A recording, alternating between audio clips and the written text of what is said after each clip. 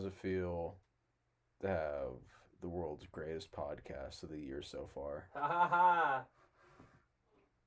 Are you talking to me?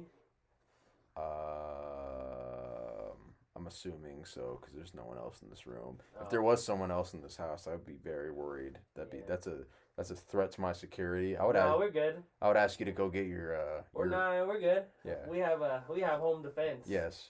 We should all invest in home defense, whether it be sir. like a ring camera or like something to put ring size hole in people. I guess allegedly. it's worth it. My friend at the flower shop, or because the flower shop is adjacent to my warehouse, she said she has ring and she says it's worth it. I think if I remember correctly, it's $100 a year for ring. Wait, you have to pay a subscription? Yeah, it's home security. I guess You have to pay for home security. Yeah, but I thought you would just buy a camera and have like the app. But I guess the service would make sense. Because it's like the Ring camera. Right. Yeah. Everything. So $100 for a year. I think I just hate that everything's becoming a subscription service. But that's just like Fuck, dude. everything. Jesus. You can't even drive your Ford anymore if it can't update itself. Did you see that? These new cars, man, that's tricky, man, because like a machine, you can like work on it, but what these new fucking vehicles, they're like, stop right there, son.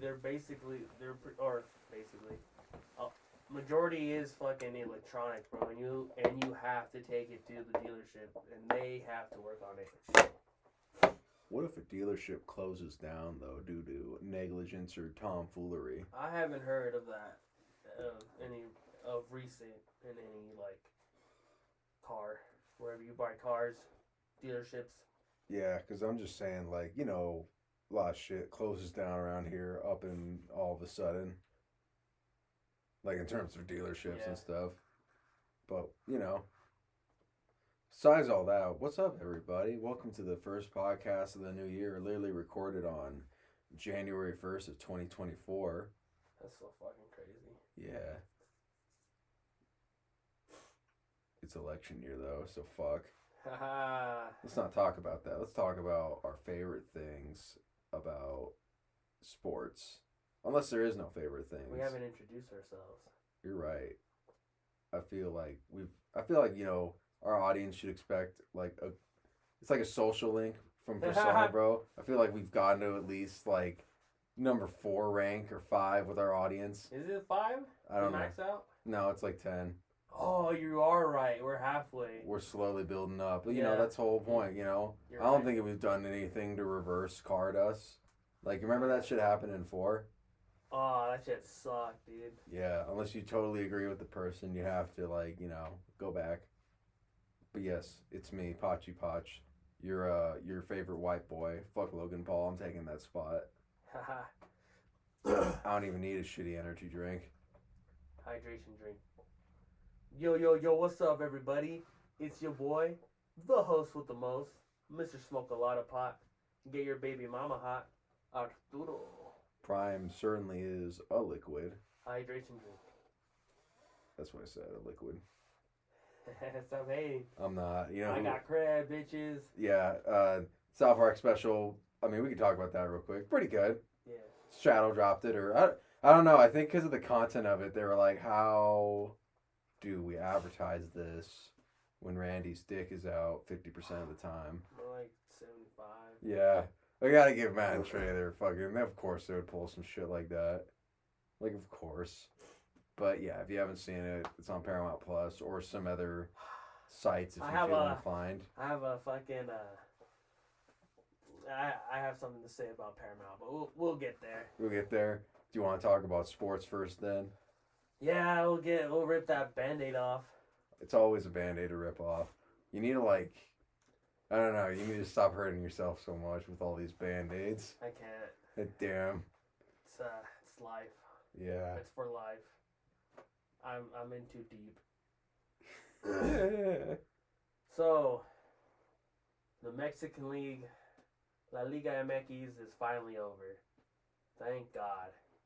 But as a Chivas fan, the worst of the worst happened. bitch ass America won the championship. If you don't know, that's Chivas' bitter rival, Club America, the Eagles. They are lame.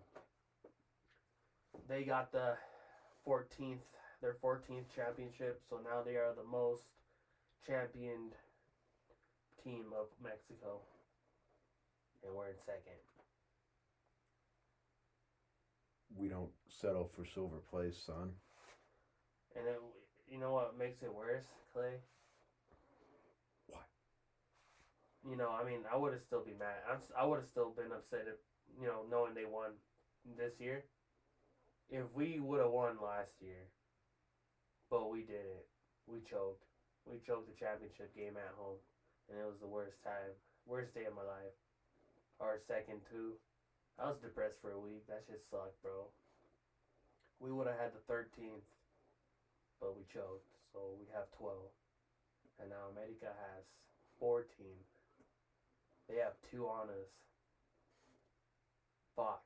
That sucks. That's lame. Why? I'll tell you why. Because we fucking are fucking losers, and we can't play the game to save our life, unfortunately. And then we had a fucking big scandal. Fucking our 2 best players fucking were taking hookers and fucking them in the hotel room when they were like on away games. It was like, bruh. We're just trying to have some fun, man. We're just Come trying to on, spread man. some joy, man. Bruh, like, I'm sorry guys, I have a cold, so I'm gonna be like extra nasally. It is. 'Tis the season for that shit, unfortunately. Fuck, man. I was doing so good. I haven't been sick in like a year. Yeah, I haven't been sick in a minute, too. So, GG. see how this works. I mean, we're pretty, like, I'm chilling. we're 6 feet apart. No, we're not. We're, like, at least 4 feet apart. But he's facing one way and I'm facing another. I did kind of organize the room a little bit. I am, no soy mal educado. So, I cover my mouth when I cough and sneeze. As you should do. As you should. Don't be a nasty bitch. Yeah. But yeah, we fucking choked the championship game last year, and now our rivals fucking won it this year, and they have 2 championships up on us, and it took us fucking 11 years to get to 12, so to get 2, bro, fuck, that's like damn near impossible. Improbable, even. Cause we have such a fucking handicap, bro. You have to be full-blooded Mexican to play on Chivas. My bad, I dropped the mic. Yeah, we're as Arturo has let you all know, he has been free balling the mic for a couple episodes now, and even I've done that because I've just said to hell with those fucking arms. Yeah, and I I like it. Besides what just happened there, and granted that's the first time that's happened, so who doesn't love a little bit of ASMR, Arturo? I think if anything, somebody just heard that and went on my chest. And someone just went like, "That's all I needed today." Ha ha ha ha! You're welcome. Yeah. Perverts. Goddamn perverts. So. Speaking of perverts, sports. Because of the hotel and hookers. Oh yeah, so those fucks, they're fucking breaking regulations of like what not to do. And they're married, dude. Like, fuck, man. Yeah, that kind Like, of makes it worse. You betray yourself as a family man, and you're like fucking hookers and fucking not being loyal to your wife. I don't condone cheating. It is what it is. It sucks.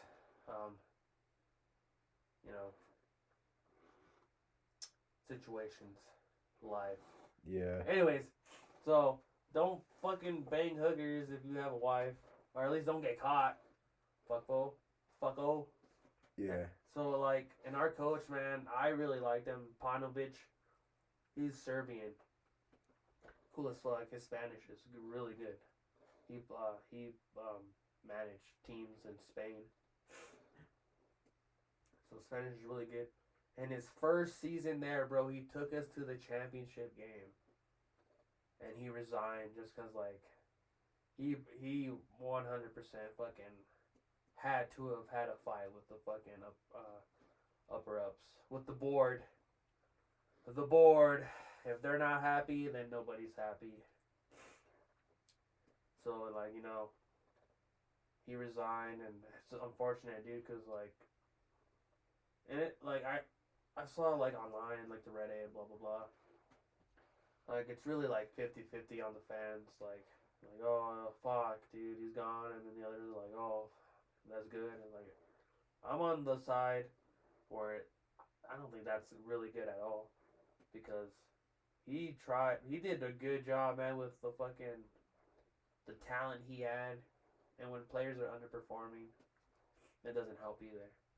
And the fact that they get and a big flaw in the Mexican league is that we overvalue our players. We fucking give them stupid money, and they underperform, and then it's time to renew their contracts, and they're asking for a bigger salary. He's like, bruh, we want more money. You fucking didn't do jack shit, like barely this whole season. So, and motherfuckers need to learn how to take pay cuts. You know what I mean? Yeah, obviously you're a fucking like soccer player. You deserve to get big baller money, Yeah. But to be on a team, there's no I in team. You gotta learn how to take pay cuts so we can keep fucking other good ass players to keep us fucking good and win another championship. I don't know. But I'm thinking longevity. But Arturo, are you considering that those players are thinking of themselves as the protagonists of their own anime? Yeah, a lot of them do, and then like that's why our fucking our national team is very mediocre, and the world is fucking all the other Spanish speaking countries are laughing at us. They watch Captain Tsubasa and think that's me but for real. Like Uruguay, they're fucking cool. I like them. They're fucking cool. They fucking like give us praises, but it's like they pat you on the head. They ask them like, "Oh, what do you think about Mexico? Do you think they have a chance?" And blah blah blah. He's like, "Well, they have the talent, but that's the thing, the but." They have the talent. They don't have the style. No. They have the style, but they don't have the soul. No, you have the soul and the style. You just don't have the talent. We're gonna lose, aren't we? So you know what I mean? Yeah, we got eliminated in the quarterfinals. Embarrassing. So embarrassing. And fucking America cheated, bro. It was already, the aggregate was 1-1. So next game decides everything. Fucking 0-0 the whole game. Hold on. Can you pause that? Yeah. Sorry about that, y'all. Sorry, guys. I had to blow my nose. You're not getting more than the chest bump, you fucking sick pervert. My bad. Like and subscribe.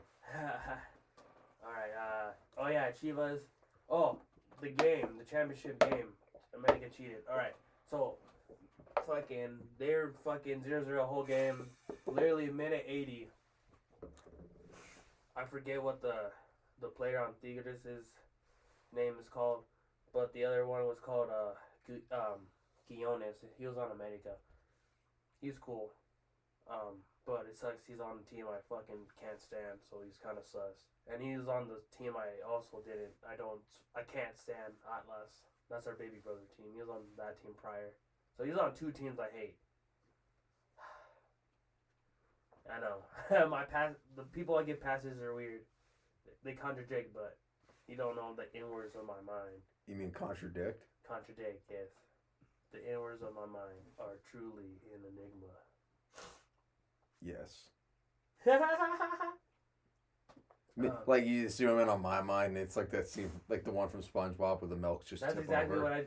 Yeah. That was my fucking. If you ever wonder what the wavelengths of this podcast are run on, there you go. Anyway. But yeah, so they're playing soccer, bro. Playing defense, offense. These guys are.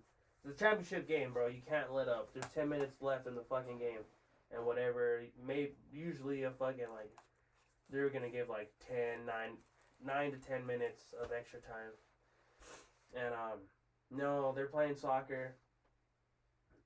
Fucking Guillaume is defending, and he's kneeing dude in the ribs.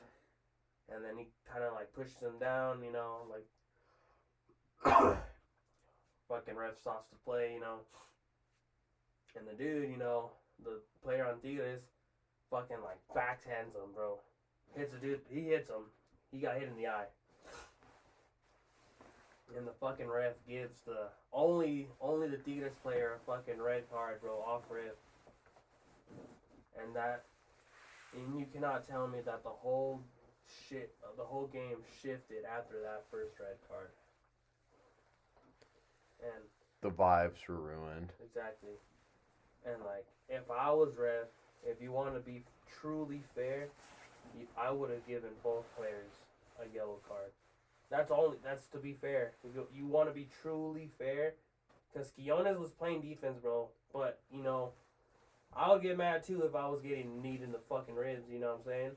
I wasn't aware you can give yellow cards to both players. You can 100% on the play if they're fucking both like bitching or just fucking. Well, I've learned something agitating each other. What's up? I've learned something new today. There you go. Yeah. Oh yeah, 100%. Like as a ref, you dictate like. And like when you in occasions, Clay, when a ref gives a yellow card, another player on the same team will react, or they're most likely to react and be like, "What the fuck, ref? You're fucking tripping. What? That's not a fucking yellow card." And depending on who the ref is, some of them are cool. They'll let cursing slide. It's just like bullets. I let them go right through me. But some fucking refs are more strict, and like if you cuss him, you're like, "What the fuck, dude?" He'll give you a fucking yellow. So anybody can get fucking yellow. It doesn't matter. You get a yellow. You get a yellow. So that's what I would have done. I would have given them both yellows, cause dude did hit Quiones in the face, and Quiones was fucking kneeing dude in the ribs. So to be fair, boom, both yellows. Keep playing. Resume the game. But no, the whole fucking game shifted right after that fucking first red. So when a person gets red, they're fucking boom off the fucking pitch. So now it's 10 versus 11 players. That's a disadvantage. You're down a guy. You know what I mean? So boom, boom, boom. And then the fucking goalie for Tigres got a yellow card. And that one's debatable. Maybe I'm being a hater. Most likely I am, because fuck America. But I personally believe it wasn't a fucking yellow. Or a red. Because the fucking ref gave dudes straight. He's like, boom, red. And then boom, the goalie's down. So you're down 9 players. Oh no. Yeah. So 11 versus 9, dude. Fuck. So I mean, you obviously need a goalie. So they had to fucking put their sub, and he's not he's on the team, but he's the sub for a reason, The main goalie is the dude. He's the dude. He's the guy. He is the guy. So you got to put in your fucking sub who hasn't had barely any fucking play time, And he just gets fucking scored on, bro. 3-0, that's the game. So that sucked. They're winners, and I'm not gonna hear the end of it, as a Chivas fan, because they won, Medica won. But yeah, we got a new coach. He's Argentinian. We're just gonna have to see, bro. We just got some. We just signed some new players.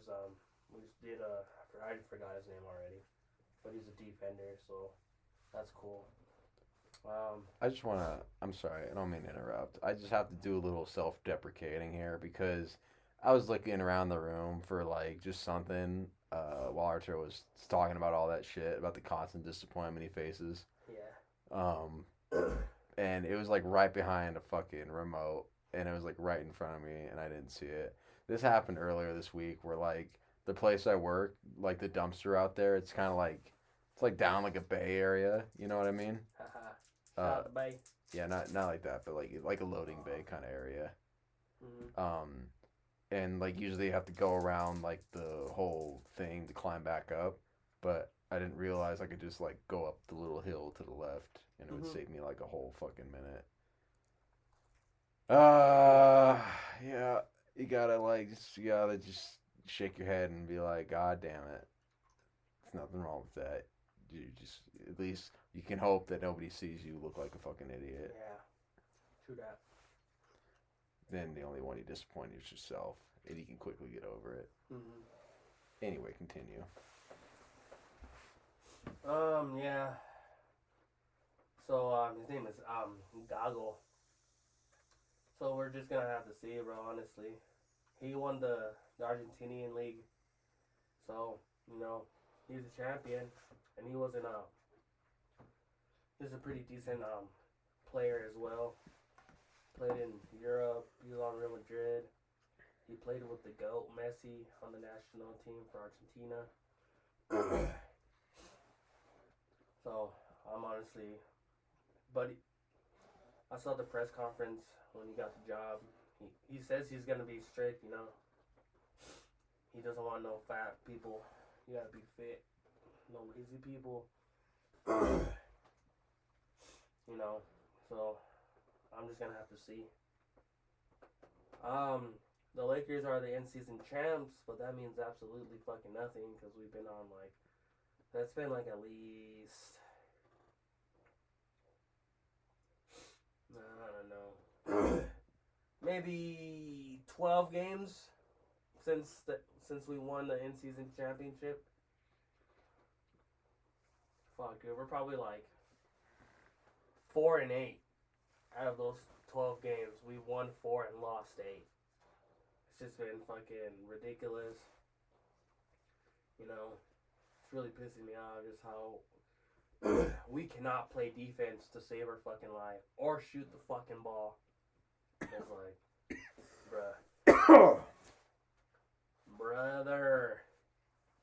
Forgive me, brother. To help me.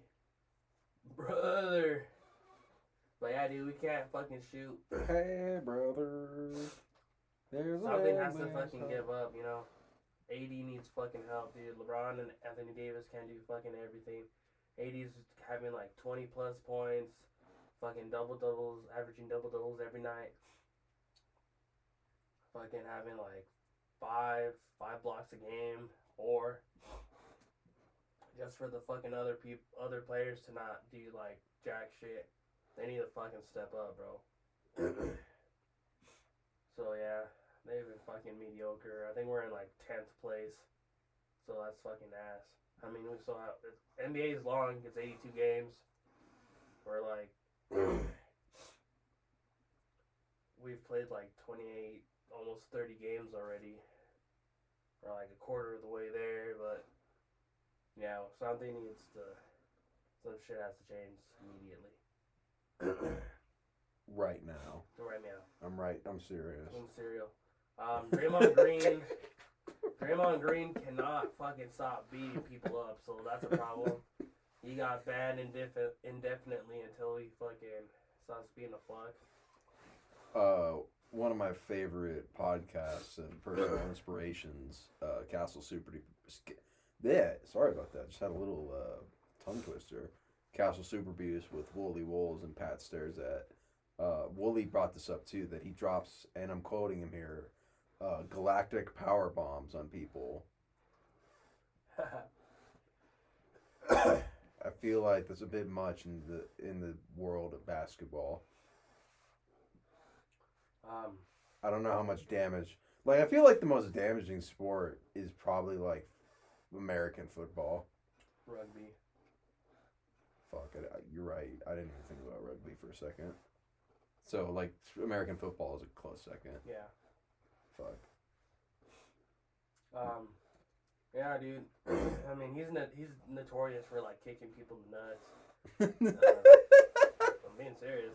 I know, that's a funny way to get back into the conversation, yeah, though. He kicks people in the nuts. I mean, that Rudy Gobert thing, I guess. That was funny. He put him in a headlock just because, like, you know, they were playing. It was a fucking, like, physical game that day. And they fucking, somebody got fouled hard. And then, like, the whole bench was like, what the fuck? And then fucking Draymond out of nowhere fucking puts Rudy Gobert in a fucking headlock. That shit was funny as shit. But fuck that guy. I don't like Rudy Gobert.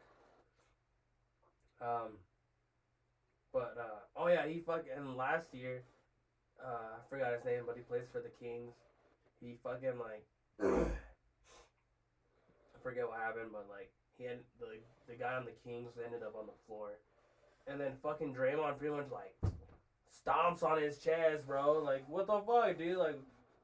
Like fucking Kratos finishing off a goddamn enemy. I've been playing that God of War DLC Valhalla. Sorry, I don't mean to interrupt you, but it's good. I like it. It's a really good expansion on Kratos as a character. Brings back a lot of good shit. You should play it if you haven't. It's free. It's longer than the Call of Duty campaign this year, so, you know. It's so fucking funny, dude. But it's... Let's play Call of Duty, bro. Nah, dude. Fuck that shit. Play this shit. Dude, it's like... I'm actually, like, was playing it before you came down, dude. What? The Valhalla DLC. It's just... It's like, I get... So, like, there's a games type called roguelikes that I'm trying to get into. It's like where you... It's like you're trying to get to a point. Like, you go for all these rooms, you go for all these challenges. And when you die, you go back to the beginning. But there's certain, like, perks you can take with you. Like, you know, longer health, like, better weapons and stuff. You keep going until you reach the end. But you have to start back at the beginning and shit. Right. But I can see why. Because I'm always like, all right, fuck. I'll do one more run and then I'm done. And then you're like, fuck, I don't want to do one more run. I fucked up there. So, you know, good shit. But yeah, this, there's a little more ASMR for you. The light rumbling of a mic on the wooden table. Oh. Yo. You're the one moving it with your knee, pervert. I just been killing it with fucking throwing my tissues in the trash can. I'm 3 for 3. Even draining. No matter how old you get, that never gets old. But yeah. But nah, this the NBA is not God of War though, so I don't know why Draymond thinks that's appropriate. I didn't even. Is he a good player? He's alright. He's older now. He's not in his prime anymore. Ah, shit. So I haven't even told you the one that got him kicked out or banned. So they're playing the Phoenix Suns, and I forget what this player's name, but he's just like, I think he's European, so this tall white boy. And then you know, playing defense, you know, basketball. You're playing basketball, and then I shit you not, bro. You can look up the video whenever you guys have the time.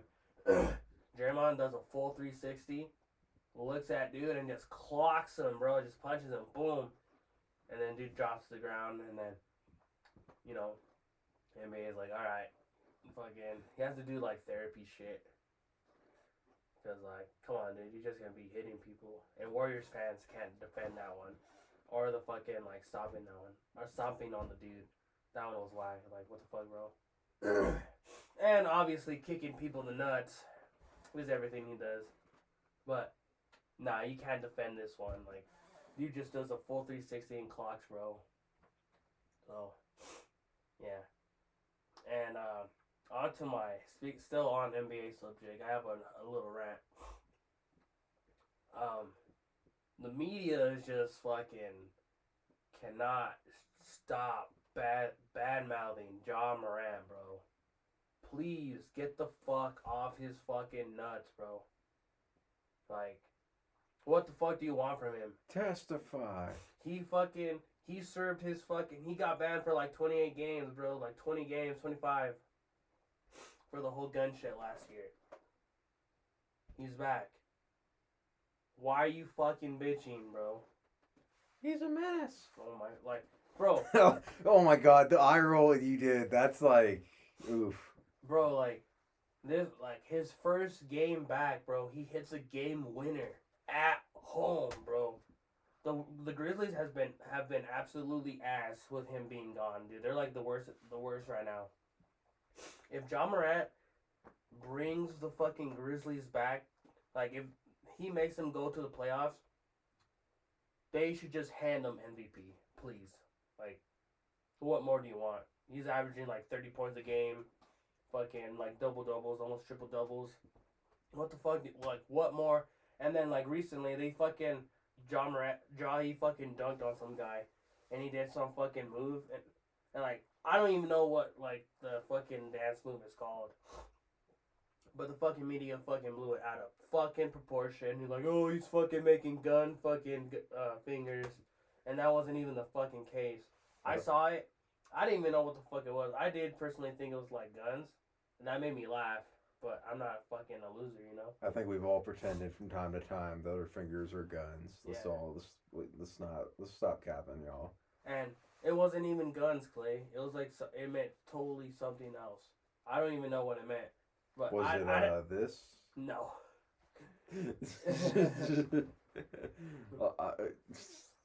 But yeah, like you can come to your own conclusions. I don't care. I don't care what the fuck it was. I paid no motherfucking mind to it, bro. And they're like, oh, he's making like finger guns. Bro, like, get off his fucking dick. Why aren't we talking about Josh Gritty, the fucking child in danger?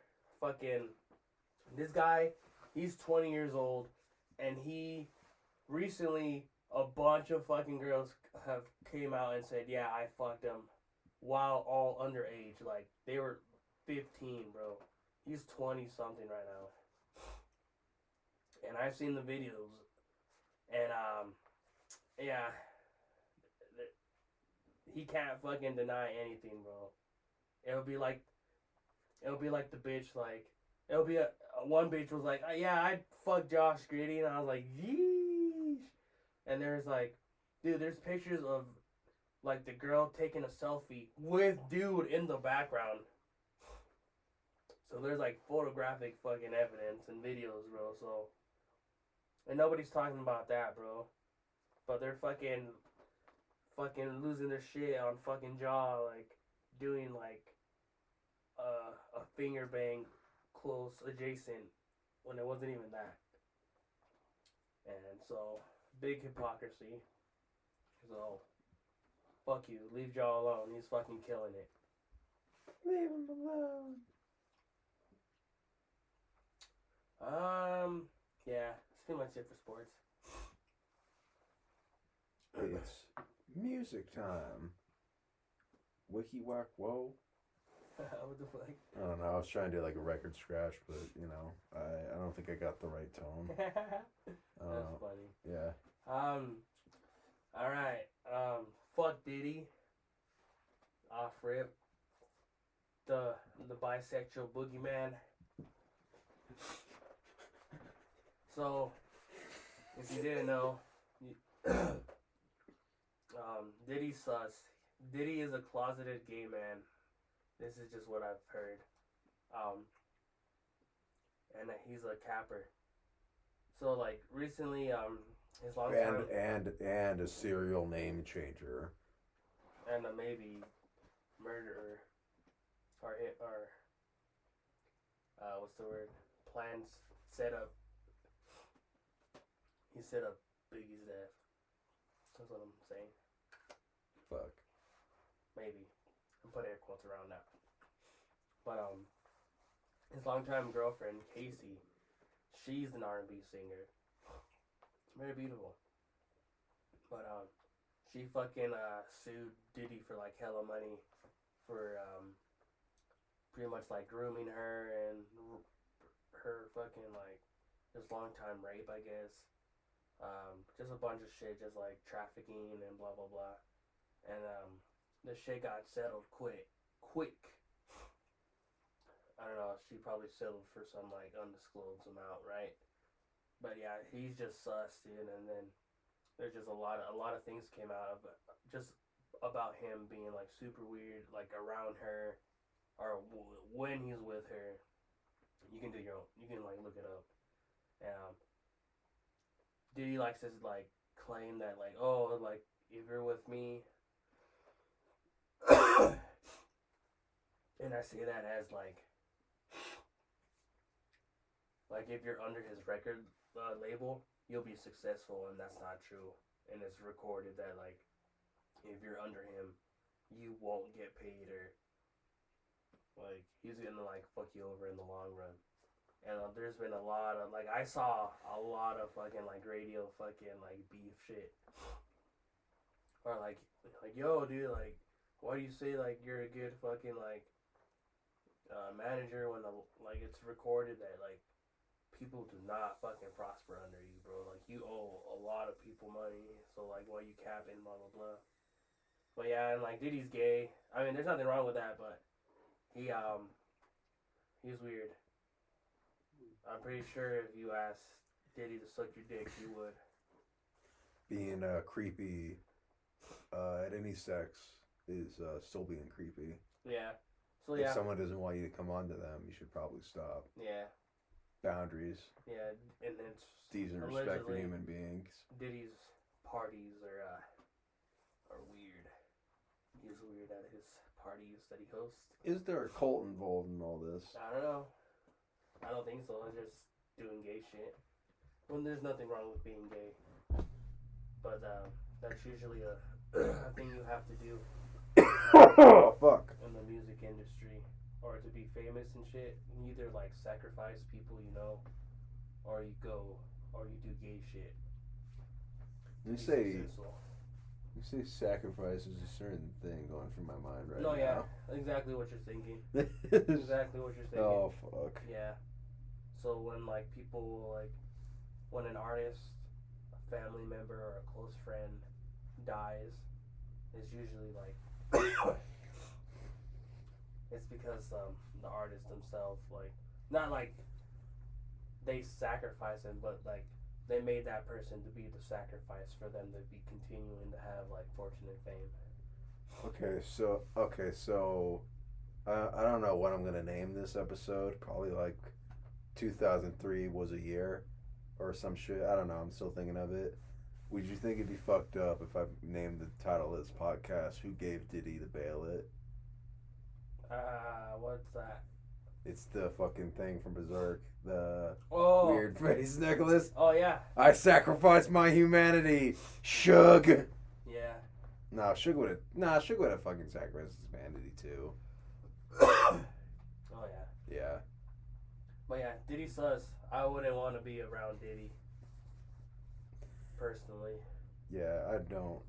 I have no like care or any give a shit for Diddy at all. Like I don't care for him as an artist. I think all his name changes were kind of stupid. The only true Diddy in my mind is Diddy Kong. Yeah, shout out to Diddy Kong. He's always like a go-to in like any sports game or Mario Kart. Nah, Diddy he's good at. I liked him on the baseball game. He like yeah. If you fucking wind it out nice, bro. That little fucking stick, bro. I like playing at fucking Donkey Kong's fucking home field. I like playing Donkey Kong because he had the fucking boxing glove. Dude, he just launched that. Dude, Donkey Kong and Bowser were guaranteed home runs. Oh yeah. Dude, it was fucking great. I know. It was fire. Let's see, they haven't got back the fucking baseball one yet. They did do the soccer one. I'm gonna do the basketball one, bro. I played that one on the OGDS. Was it 3-on-3? Yeah. That's cool as fuck. That shit was fucking dope. I fuck with it. Did you know Square Enix helped develop that? There were like Final Fantasy characters in it. Really? Yeah. Yeah, pretty cool. There was like another game on like the Wii called like Sports Mix, and that was like the same thing. They developed it, and there's like there's literally a story mode, and like you get like the characters, like the original classes, like White Mage, Ninja, Black Mage, and shit like that.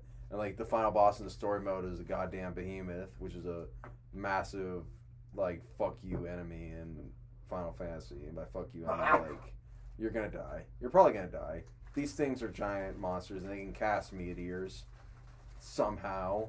Fuck that shit. But yeah, no, fuck Diddy. He a bitch. And good riddance? No, I don't know. I don't know how you make a comeback from this one, dog. It's like, damn. It's like, they put R. Kelly away. And he had his own fucking sex cult. I know, dude, but after so long, though, Yeah. R. Kelly's been weird since the fucking 90s. Yeah. Around underage women, girls. Please reference the Boondocks episode. Anyway. Yeah. Fuck Diddy. But anyways. On to better news. The Alchemist dropped the Flying High Part 2. Yeah. That one was good. I like that. It was good raps, good instrumentals. Andre 2000 finally dropped an album, but it wasn't what you would think, if you, like being an Outkast fan. But he was making he was promoting it, you know, and he was saying that it was just like him playing the flute, and I was like, what the fuck? And then It's just you're talking about the Andre one, right? Andre 2000. Yeah. I just imagine him as like a little I'm just imagining him as like a little forest elf in the woods, just fucking. Yeah, pretty No, much. like no, Pretty much. not an elf. Mr. Tumnus from fucking Narnia. You know who that is? No. He's the fucking dude with the goat legs. Oh, that guy. Yeah, played by the fucking one of the Doctor Who's. I don't care. I don't remember which one. I don't know. I have no knowledge on Doctor Who. But yeah, I just imagine Andre 3000 in that role now, just singing the flute. Yeah, it's called New Blue Sun, the album, and it was long, dude. It was like 15 songs with just him. And they're all blue. They were all different though, right? What's up? They were all different though. They sounded different. Yeah. That's pretty impressive. And he was all saying that I just had nothing to rap about. Like, what do I rap about? Like, I'm old. Like, I need to get like a colonoscopy. Like, do I rap about that? Yes, dude. Portray that somehow in your rap. And you gotta sense the lyrics in the music, bro. Come to your own. I didn't hate it. Come to your own interpretation. 100% something like different. It was something that I never would have expected listening to. Just like fucking flute noises. It wasn't bad, you know. Like, it's good background music, I guess. But my critique, not on the album, but more on Andre. And this is more constructive criticism, I would say. I'm not trying to sound like a hater, bro, because I fucking love you. I love Outkast. I love you, bro. What the fuck? I love Big Boy. He's like, just like when he was just saying like in those interviews and like when he was promoting it, you know, it's just like I don't know what to rap about. It's just like, I don't know, man. Like, I know, like, I get the creative process, you know. It's fucking hard. It's hard sometimes. But Big Boy's been fucking killing it, bro. He has not stopped rapping. His fucking solo albums are good. Big Boy has like 20, at least 20 solo albums. But and that's another. Sorry, guys. And that's another thing. People do not give Big Boy his fucking flowers, bro. Like, when you think of Outkast, a lot of the majority of people mainly think of Andre 3000. And then they're like, oh yeah, Big Boy too. But bro, Big Boy, he's fucking fire, bro. Like, when I listen to Outkast, I'm listening to both of them. Like, I know Andre 3000 verses are fire. Dude, but Big Boy, man, when he gets on the fucking mic, bro. But yeah, I believe people don't give Big Boy his flowers enough. And I was just like, so like, whenever like Outkast gets together, you know, they're like, I don't know. I feel like I wanted a rap album from Andre. You know, that's me being selfish, 100%. And that's a flaw on me for like having that expectation on him. You know, he believes he doesn't know what to rap about or if he can still continue. I believe he fucking can. Maybe I'm just being like a hypocrite because I'm thinking of Outkast. Why can't Old Thing be good still? Why can't I have more Old Thing when you two go separate way? That's not what I want. Go They're back not to separate old... though. I know. They're still cool with each other. Yeah, they love each other. But like, you know, it's like sometimes you like can't keep a thing together forever. Like Daft Punk broke up, or like not broke up, but like they're done, and that sucks. But like sometimes it's just done. You're done. But like at least you still had like the potential and like brain power to like come up with this. Like that's pretty cool. I haven't listened to it, but I think like the fact that it's like I don't know, cause like Andre 3000 seems like not like a troll kind of guy, but this is like a really funny troll though. Right. Cause like it's still well, like you gotta respect that like what makes it good is that the music's still good though. Like it's good. It's not like just a shit post. It's like actual like fuck. The amount of effort he put into this is kind of impressive. Yeah. But I believe he can still rap. Maybe one day. Yeah, maybe one day. That's all I can really hope. Speaking of rappers who struggle to rap, They can still. There's 100%. There's still gonna be Outkast music, you know. Whenever Andre has like, whenever he feels up to it, you know. I know that. I have that feeling in my heart, you know. You know, but it's something completely new. And if you want to listen to a bunch of flutes, check it out. No, and I'm not hating on it. You know, it's different. Definitely one I like. I was like, damn, man, it's just flute music. It's not bad. But it's like none of those 15 tracks are on my playlist. I'm sorry, bro. I'm just imagining you like just sitting there by listening to flutes. By like track 7, and you're like, this can't all be flutes, is it?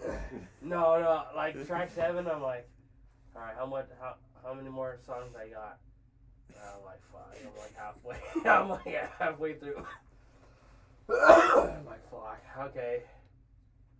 But I listened to it. I listened to it in its entirety from start to finish. Respect. Yeah, I love Andre. I'm gonna support him. But speaking of rappers who struggle to rap, next on the list. Who, Danny? Yeah. You think he struggled? Well, if you follow his podcast, he does.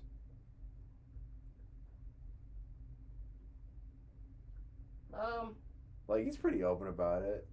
Like, it's like hard for him to write. Like, I'm glad he's back into it and stuff. But, you know, it's like the same thing. You struggle when you get older. Like, the creative process and shit. But that was more because he was an addict. Yeah. And that's what I mean, though. Like, Because, like, from, like, start to fit, or...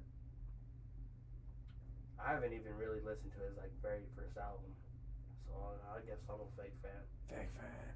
But, like he said in his podcast, called the Danny Brown Show. Shout out Danny. Yeah, I watched that shit. It's only like 40 to an hour long. You know, like he met a girl and she gave him coke, and then he liked doing coke after that, and he was mainly just like a drug. I mean, Danny can spit no matter what. He's a great rapper. You know, a great lyricist and all that. But like, you know, he did drugs. He liked cocaine. He liked doing Molly. Like everything, bro. He smoked. I mean, I guess you can call weed a drug, but you know, like he did like real hardcore drugs minus crack and meth. You know. And he was a really bad alcoholic as well. And his new album he dropped.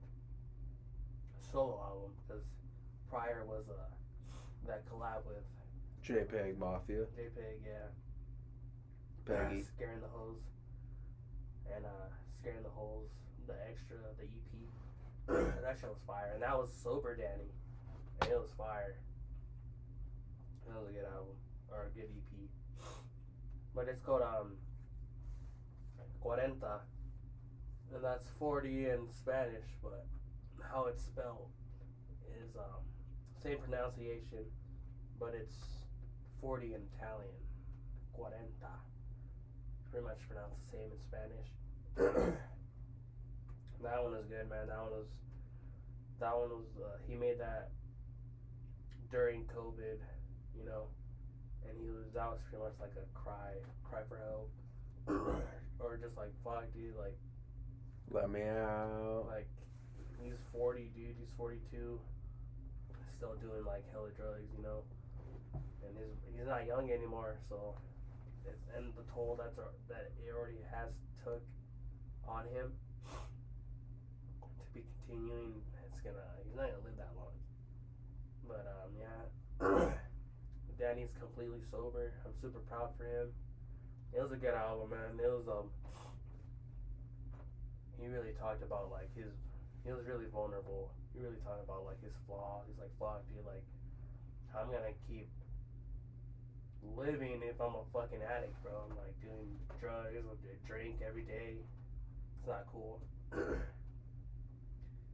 know, like, he has a girlfriend. He has a long-term girlfriend. I think they've been dating for like 3 to 4 years already, maybe 5. They have a dog together. That's important. You know, Danny's a father as well. His daughter's like 20 years old. She's like our age, in our age group. So he's a father. You know, he doesn't not only live for himself. You know, no, he claims a lot.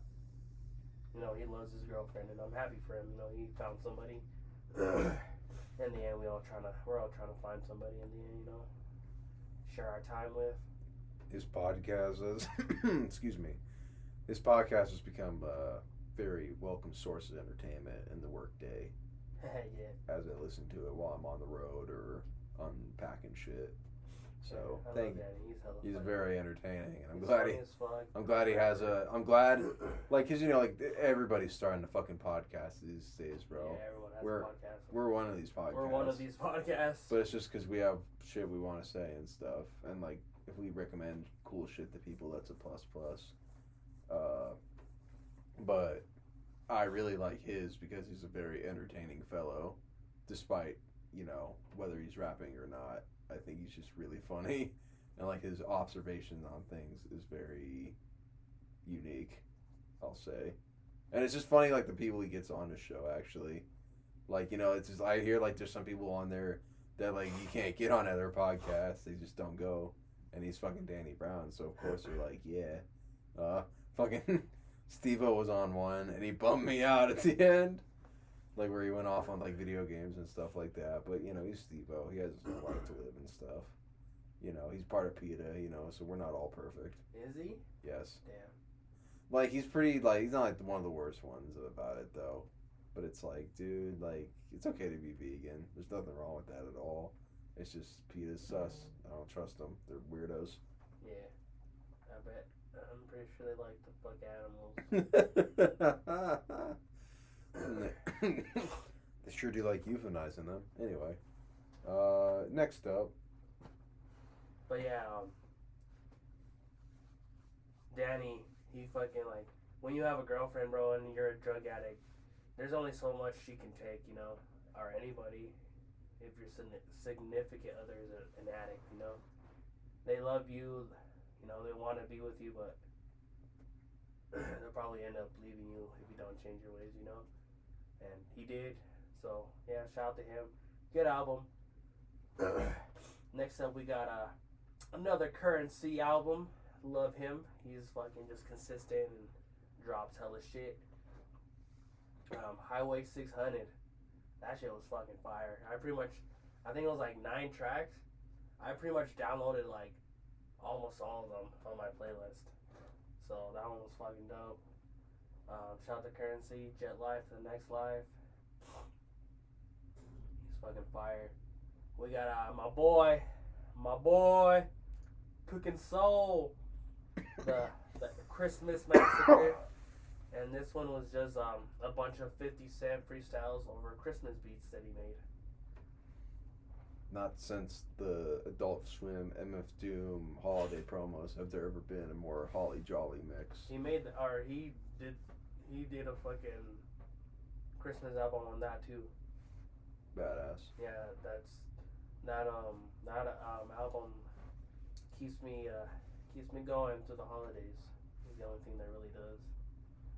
And he has like a bunch of other like Christmas albums, and it's pure like just hip hop, dude, and it's great. It makes Christmas music bearable.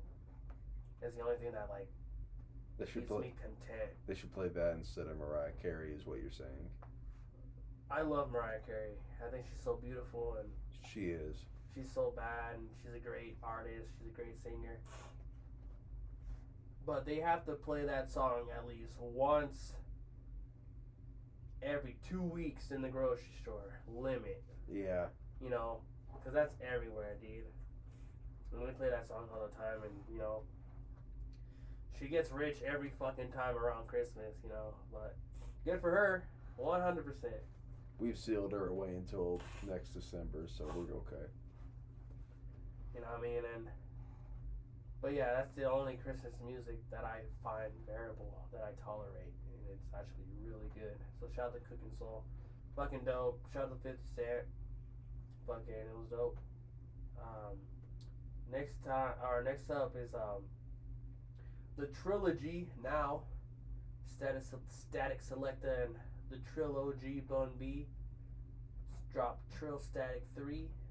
It was good. I really liked it. I guess it's a Christmas album because it dropped like literally like around that time. But it was good. I really liked it. Next up, what is it? My boy Alchemist again. He dropped an album with West Side Gun and Conway and the Machine. Shout out to the Griselda Clique. I was wrong. That's not a 2. Or I should erase that. It's just called Nash vs. Austin. And that's wrestling themed. West Side Gun is a very huge wrestling fan. He goes to a lot of the fights. He's like front row because he's a legend. Shout out to the Griselda Clique. Shout out West Side Gun, Conway, Benny the Butcher, everybody. Rome Streets. He's fucking fire. Yeah, that's pretty much it for music. Music is neat. Very. I think because like I'm gonna talk about some music stuff I like here in a little bit when I get to shit I don't want to talk about. But like, yeah, dude, just music's awesome. I have such respect for composers and stuff like that. Like, I have respect for anybody who can do creative shit. Like, that's just so cool. And, you know, maybe sometimes your work is dog shit, but at least you did something. You know? Not everybody can say that. So, keep hustling. That's all I gotta say. Inspirational. Just do it. Just do it. Just do it. But before we go on to the rest, we're gonna take a quick break real quick. And we're back. Yes, sir. We got hydration, real hydration this time. And let's move on to some quick stuff on the next subject, movies and TV. Just a real quick one. Yesterday I watched the new Ninja Turtles movie, Mutant Mayhem. That movie was pretty fucking good. I like this take on the Turtles. Every character in that movie is fucking ugly, but that's okay. Like everyone in the movie? Well, the Turtles are alright. They look like the fucking Ninja Turtles and stuff. And I'll get to how I like them as characters in this. But, like, dude, like, people, the villains, like, Splinter. Like, dude, April O'Neil, too. Like, everybody's ugly in this shit. Are you saying she's ugly because she's black, Clay? No. You racist? No. I'm just kidding.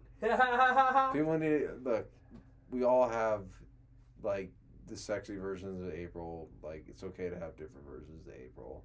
Like, people need to get over that shit. For reals. Yeah. Like, it's like, that's the whole thing about Ninja Turtles, bro. It's like different continuities up the ass. We can do whatever the fuck we want here, you know? Who's gonna stop us? You? Fuck you. For reals. But no, it was really good. Ice Cube played the main villain, Superfly. Hell yeah. Yeah. True. Just like it. I love how the Ninja Turtles feel like actual teenagers this time. Like, they talk like teenagers. Like, I feel like there's a common trend in like Hollywood movies to like portray teenage boys as like these absolute shitbag human beings. Like, just fuck these little monsters. It's to some extent that is true, but then there's other teenage boys who are just little fellas just trying to make it through life. You know what I mean? For real. Like, part of the one thing they want to do is actually like be embraced by the human world and like go to school. Like, Donatello's wearing his fucking JoJo hoodie. Fire. It's like a plot point that he likes Attack on Titan. They play Annie up twice in the movie, and it's hype both times. And yeah, it's just it's a good movie. The animation style is really cool, and I liked it a lot. If you're a Ninja Turtles fan, you should totally check it out.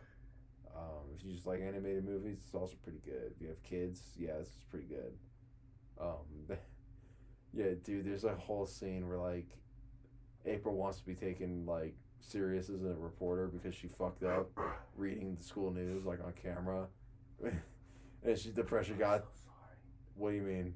Wait, what? No. When you say like when she fucked up like the school news report, it reminded me of the episode of Tosh. I'm rewatching Tosh right now, by the way. And it was the Boom Goes the Dynamite guy.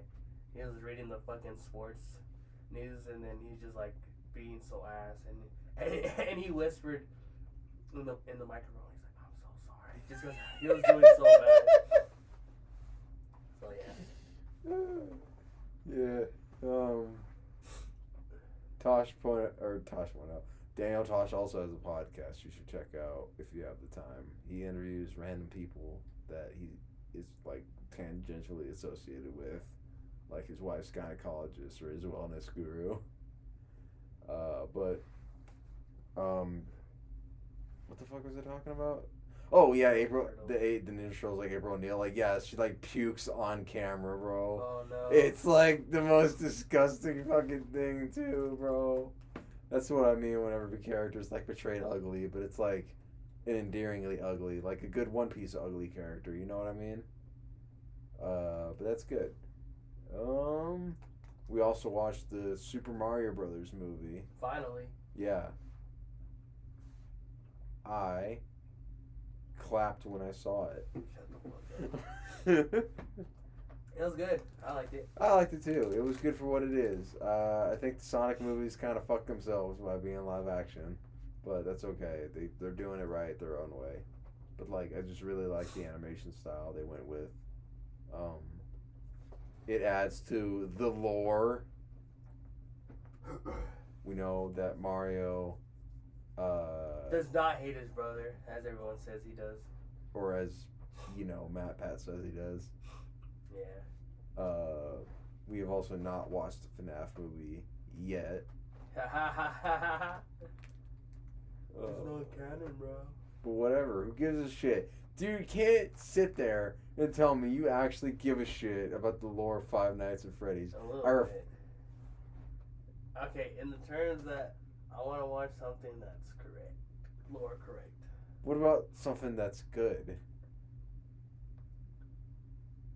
I want to fuck Chica.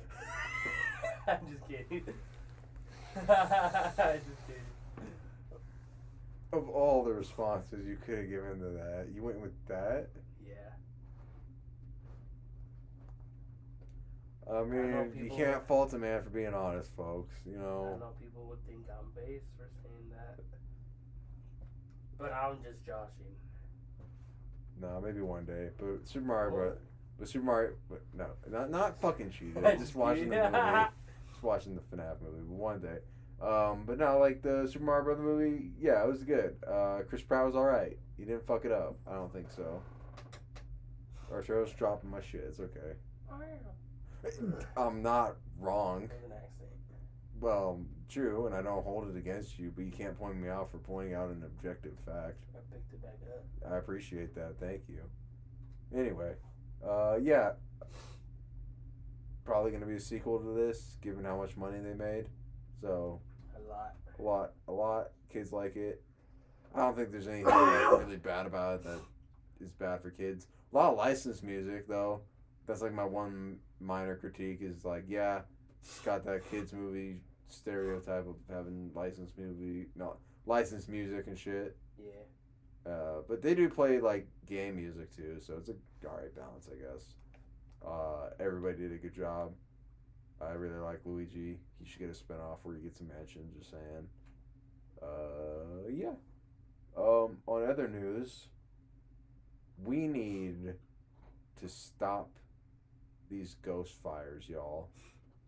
So this is we had a bit of a double feature because we watched the Mario Brothers movie. Weren't you gonna watch like a sports game and they didn't have it? I think so. I can't remember. Yeah. Probably. I remember you were looking for something and then you went to Netflix and you saw the Mario Brothers movie was on there and you're like, you want to watch this instead? And I was like, yeah. And then we watched it on Netflix and we were like, it's still kind of like not late, so maybe another movie. So we were looking for Netflix and we found a little movie from 1992 or 1993, I forgot, called Backdraft, directed by Ron Howard, starring Kurt Russell, the Baldwin that didn't shoot anybody, and Robert De Niro. Yeah, Robert De Niro was in that movie. Yes. I sold you on it by simply saying this is about ghost fires. Yeah, I was like, what the fuck? Bet. Because I remember watching it with my brother like a long ass fucking time ago, and I thought I remember right about ghost fires, and I guess I was technically right, but it was a lot more than that. Yeah, it was arson. And we're not. Arson. Yeah, we're not going to docs, but Arturo's employer happens to be a firefighter as well. Yeah, he's like the lieutenant. He's like the main dog or something. And kids, if you're having a hard... Oh, and he taught me how to get away with arson. Yeah. So do with that information with what you will. Yeah. But he What? No, he said that so casually. We didn't name him, right? Not no. yet? Okay, thank God. We didn't dox him. Yeah, don't worry. We're not SSS Sniper Wolf. Yeah, fuck that bitch. Anyway. I'd smash. I'd fuck her. But not a good person. I'm not condoning what she did. You know, man. I still fuck. You know, man. It's like sometimes looks can't cover up the ugliness of the soul. That's all I'm saying. I'm not, for me personally. I'm not saying I'll date the bitch. No, I know, but like, even then I'm just like, nah, it's not worth it. For me at least. I'm not judging you. You're well within your right, but who gives a shit? But yes, we've talked to a firefighter and he has confirmed that in fact ghost fires are definitely real. Yes. And they are to be not feared because that's what makes them grow in power. And yeah, fear really does actually. They actually make you blow up. Yes, but Backdraft was a pretty good movie. It was. I liked it. Yeah, I liked it a lot too. Kurt Russell's bitch wife still left of it. He's a good dad. I swear. Yeah. He's a good actor, that's for sure. The movie makes you think that Kurt Russell is Backdraft, but it's not. Yeah, some other guy on their firefighter squad. Yeah. Spoil. Tell you. No, we didn't say his name. Yeah. Because he's like a part of the whole movie. You're right. Good point. I can't even remember his name, so we win. I can't remember. Robert De Niro was Robert De Niroing it, you know. He died. Yeah. Well, that's a spoiler. I'm sorry. Not bad. But that happens like super early in the movie, so it doesn't really affect. A little bit.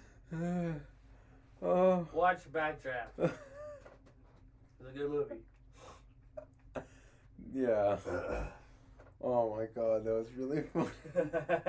Like we narrowly avoided spoiling a movie, only to end up spoiling a movie. Not entirely. Yeah, we're fine. Go watch it anyway. Super early. It was from 1992 anyway. You had all the time to watch it in the world, you know. So like, it's on Netflix. Yeah, I think it actually just left Netflix. That's part of the reason we also watched it. Damn, never mind. It's probably on Backdraft somehow. It's probably on Blu-ray or DVD or Amazon Prime or whatever the fuck. Go watch it. It's good. Adventure Time.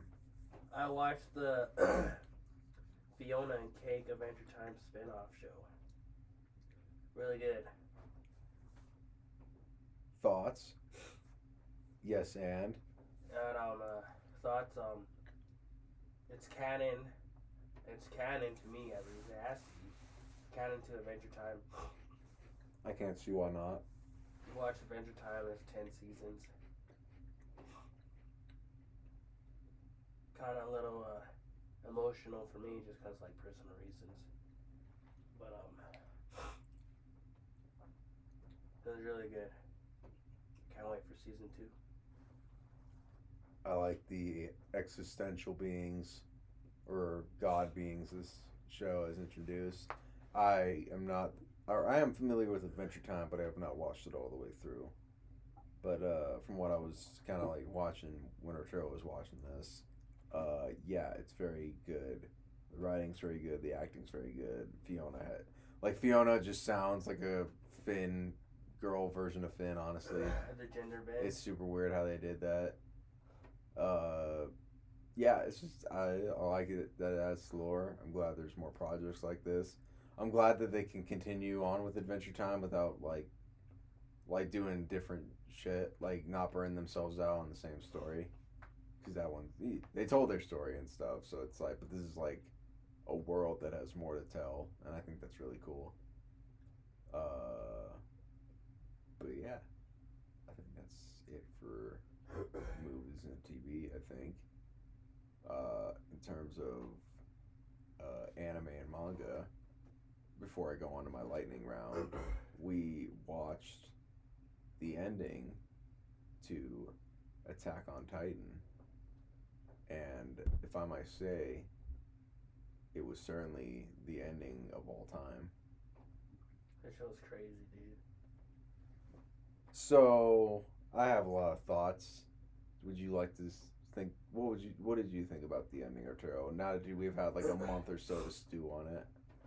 I like the ending. I was confused when Aaron and Armin were little kids again. I was like, what the fuck is going on? And then Aaron just fucking talking, bro. Hella talking. I'm like, what the fuck? And then they fucking, they're their present age. And then Aaron's like, yeah, I killed 80% of the population, bro. I did this for you guys, pretty much. It was like the only way for you guys to not be the bad guys. And the blame shifted all on me. I feel like that's some flawed logic, Aaron, but okay. You don't believe that genocide was the answer? No, not in this particular case. I do think Aaron believes that was the right answer, though. And that's kind of like the whole point of the show, is that this kid who sees the world in nothing but black and white, like, I'm good, you're bad, given power of several nukes, essentially, should not be given that amount of power. And I think he definitely fell from grace. But I feel like that's part of the show. And if you're sad that, like, you know, he didn't live, I don't think you really... This was not a show that was ever going to get a happy ending. Let's be real. Let's be fucking real. Like, the world they live in fucking sucked at the start. It wasn't going to get magically better over time. In fact, learning more about how the real world... Hold on. I think this is live. This is live news, sports news as we speak. Michigan has beat Alabama at the Rose Bowl, 27-20. Hell yeah! I hate Alabama. Fuck Alabama. But yes, sir. That's dope. They lost. I'm cool. sorry, Clay. Attack on Titan. Yeah, I forgot what I was talking. Like, something about Aaron.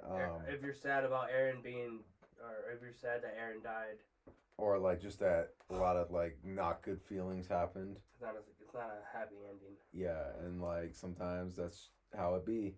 It's how it be sometimes. Like, In fact, like that's it. I remember. Like it's like in fact, learning more about how the world really works only made things worse and more dire. Because holy shit, everything sucks. We get dealt the worst hand in history, and it's all because of our shitty ancestors' fault and the shitty other country that hates our guts.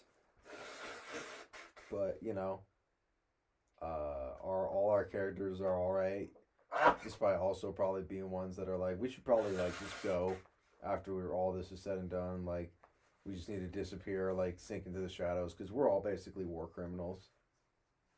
But that's okay. We saved the day at the end of the day. But I don't know. I think people who see it as like fascist, like shit, just don't have real good media literacy, unfortunately. You know, because like I don't think fascism is ever seen as a good thing in this shit. Yeah, fascism is fucking lame. You know, like Not cool at all. spit it. But no, fuck that shit. But like, yeah, it's like the Aegarists are not good people. Aaron is not a good person by the end. He's radicalized by his own mindset. Yeah. And the fact that he's kind of going crazy, that he has a million voices in his fucking head after touching Historia. So, you know, Yeah. not having a good time. That was so crazy. Yeah, the whole timey-wimey shit. I'm not even going to even begin to kind of understand how it works. Or I do kind of understand how it works, but I don't want to get into explaining it because, fuck, that's just too much. But, yeah, I think Aaron thought he did the best thing he could, even though he fucked up a lot. And, like, war and shit will always happen because that's the nature of humanity, I guess. Unfortunately.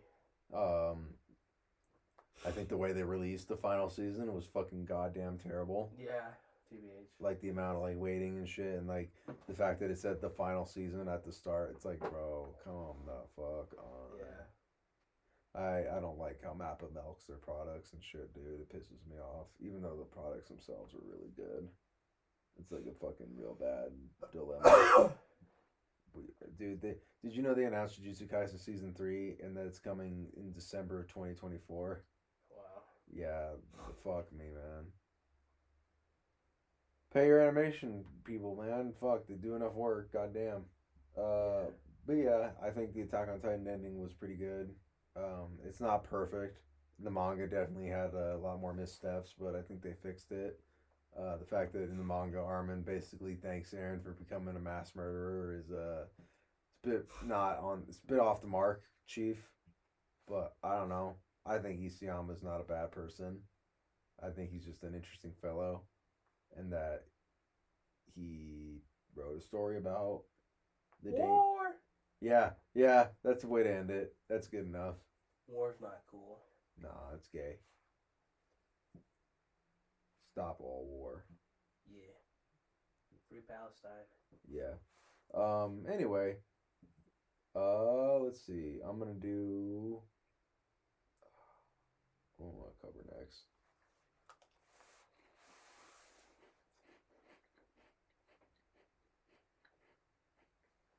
Sorry, y'all. I just had to eat something real quick. I was a bit hungry. But yeah.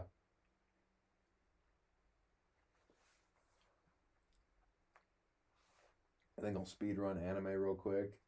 A bunch of shit I've watched because I'm waiting between games because Like a Dragon, Infinite Wealth, and Tekken 8 come out this month, and I'm sure I'll have plenty to say on those next podcast when they come out.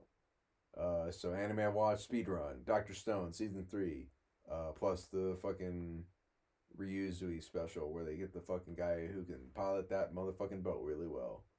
Dr. Stone is still a really interesting take on the shonen formula where everything you do is, or like all the power-ups you get are basically science advancements, and it fucking keeps up here, dude. They make a gun, so that's pretty cool. And like they even have like a moment where it's like, man, we had a little Oppenheimer moment here, man. We kind of brought weapons into this shit, like actual weapons of mass destruction. Not mass destruction, but you know the damage a gun can fucking do. So, not great.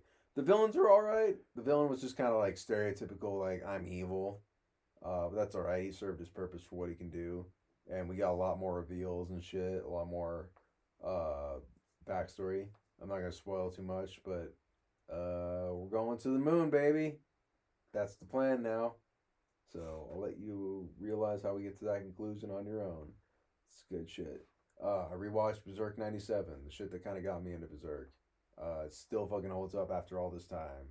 It's just, it's a, it's like a limited series, bro. Like in terms of animation and stuff. So they had to do what they had to do. Right. But Right. like they focused on the strengths of Berserk, especially like the Golden Age arc, where it's just three characters and like their relationship with each other. And I think the voice acting and just scenes about that are just really well done and stuff. So that's why I think it's held in such high regard even now. And I think I forgot what the fuck. I just had a total brain fart there, people. But in real world, I have all Berserk now, all 14 deluxe volumes of Kentaro Miura's work, and I'm up to date on the Koji Mori stuff, and it's good. It's still fucking good. Berserk is still fucking good after all this time. Who would have thought? Fuck you, Twitter outrage. Or I don't know, man. If you don't like Berserk, it's fine. But the second you like shit on somebody who's dead, like that's where I get a little upset. But I'm not gonna even get into that. What else did I watch? What else? I just finished Black Lagoon season 2. I mean, I still have like Roberta's Blood Trail. I'm like halfway done with that. Black Lagoon's fucking great. It's one of those kind of like early 2000s. When did it come out? Did it come out in like 2010 or like before then? Maybe around that time. Yeah, I want to say it was like a 20. Because I remember this one being like an older one, not like a retro one, but like early aughts to like, yeah. But yeah, it's a good shit. I like all the characters in that. Like, I like Rock is just like, this is my life now, so be it. Revi's a crazy bitch and she's awesome. I say that endearingly, you know. But yeah, just a good shit. I like, yeah, I don't know. Like, it's a good way to end it off. I don't know if we're ever gonna get any more because this guy's been so long at this point. I mean, manga's still going and stuff, so maybe I'll check that out eventually. But it's not high on my priority. But in terms of good old classic anime, or I don't know, I guess retro classic. I don't get how the fuck the tiers work. Just go watch Black Lagoon. It was pretty good. What else was there? There's like one on the list that I want to spend a lot to talk about, but I'm trying to remember if there's something else. Nah, I'm too lazy to check. I think we'll just end it there. If I think of something else, I'll talk about it. But the anime that I really liked this year, and it kind of came out near the tail end, so maybe there's a little bit of recency bias. But whatever, I don't care. Frieren Beyond Adventure's End. This is a good fucking anime. I will say that. It is like I haven't seen like an anime like that got me like this where I'm just excited every week for the new episodes. Like before that it was like Ranking of Kings where I was just like where the fuck is this story going? Or just like I want to come back to this world and like see how these characters progress. That's what this show is. It is about an elf girl named Frieren who was part of a like adventurers guild, like basically a JRPG party. This isn't an isekai; it's literally just a fantasy story. And the main hero was a guy named Himmel, and Himmel was the coolest dude, and I mean that actually, because this dude did what the quest was. You know, like every quest of every fucking isekai Arturo. What is it? Defeat whatever evil. Defeat the Demon King. We defeated a Demon King. That's where the story starts. Like, they won. And we did it. He's the coolest dude. Like, everybody, like, so the whole plot, all right, well, let me get into that. But the reason he's calling Himmel bro is because he is truly the one and only Himothy. I was saving that for a while. But anyway. But no, like, so like the adventure ends, like, it's him, a priest, and a dwarf. That's the party in Frieren. So they're all OP as fuck. Like, they're all just, like, strong, but they decide to go their separate ways and stuff. And Frieren being an elf, like, elves are, like, long living beings in this world. Like, she's, like, at least 1,000 years old. So, like, to her, time is, like, nothing, essentially. Or, you know, it just flows differently for her. Like, she'll spend, like, years and years focusing on, like, one thing and not even, like, realizing that much time is gone. So 80 years goes by after they finish the adventure, and they all decide to meet up again. And like Himmel's like an old dude, bro. He's like a little. He's like the anime version of an old guy, just a short dude. Yeah.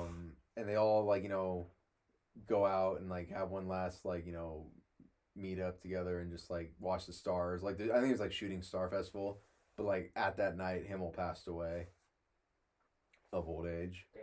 And like the priest is still kind of old, but he was like around the same age as Himmel, so he's still kind of old. And like the dwarf is also like the same thing as the elf. It's like still longevity, so he looks the exact same.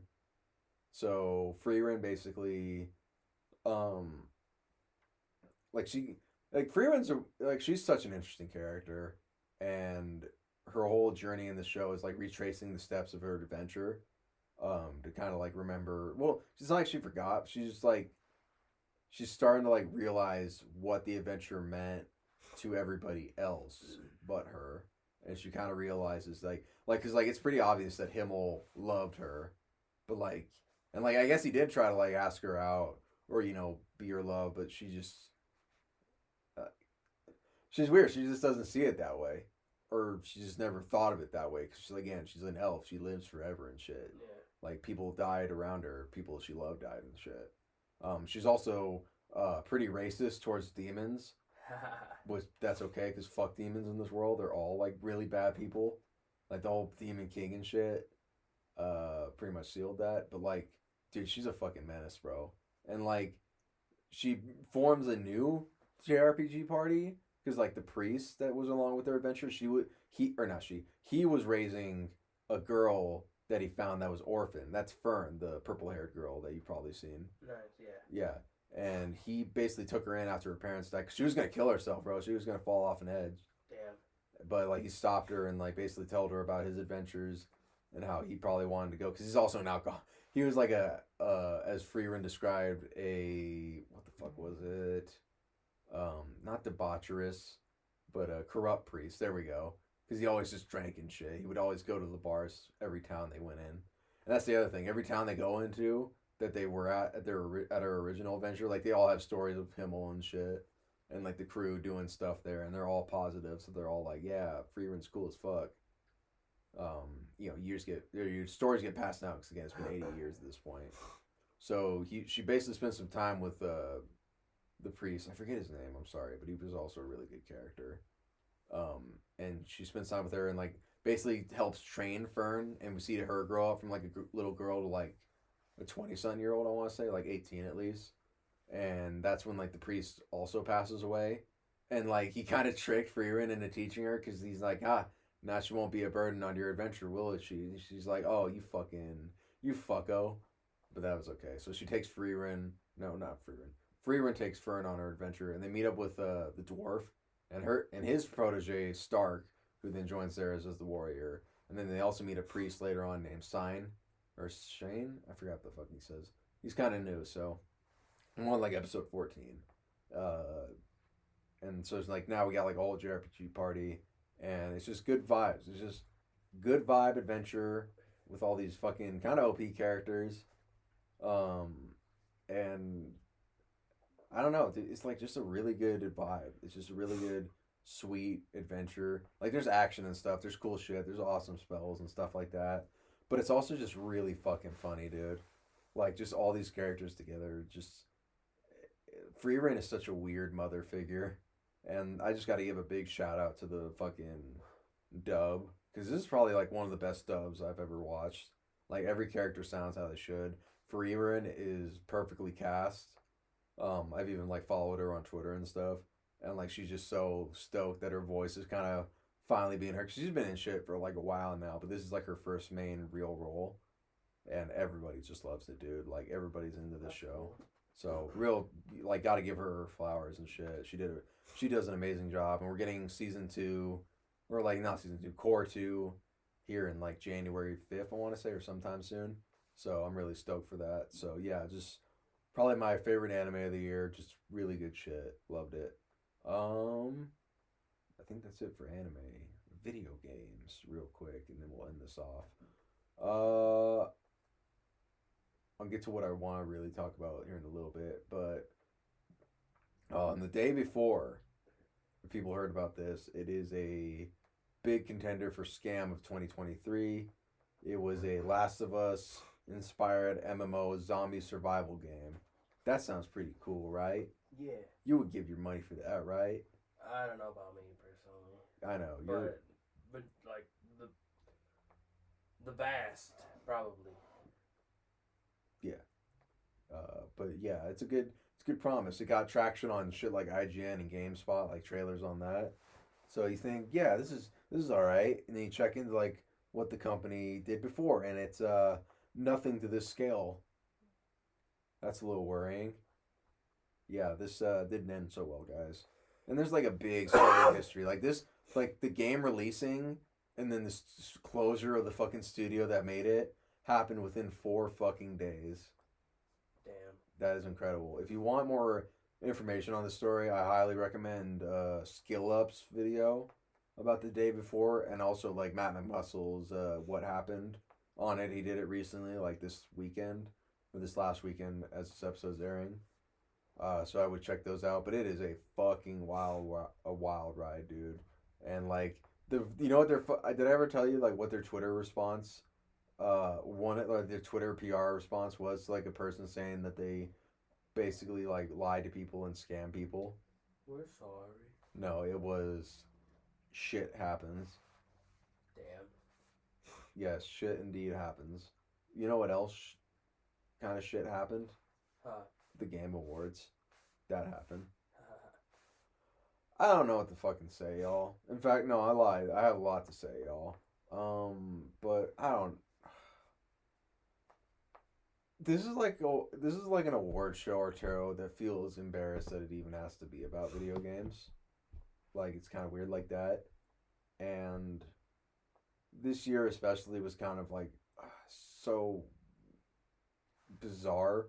Like it's always been like this way, but like I do fucking hate that they do awards like in like rapid succession. Like Jeff Keighley will like name the fucking nominees and then just be like, yeah, and the winner is blah blah blah, this one, and they're fucking moving on.